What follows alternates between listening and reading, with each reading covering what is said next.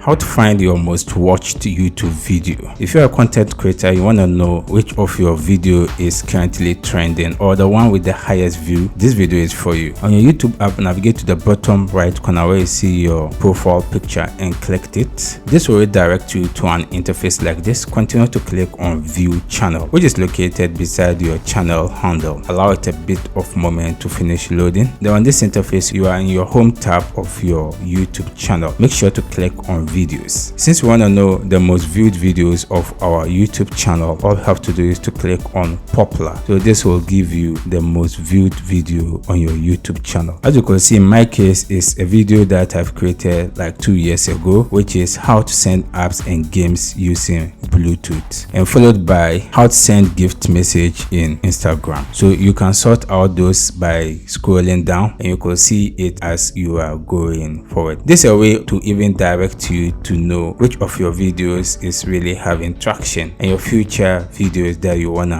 upload on your channel. If you have any question, you can leave it in the comment section. I'll do my best to attend to you. If you enjoyed this video, consider subscribe and give this video a like. See you in the next video.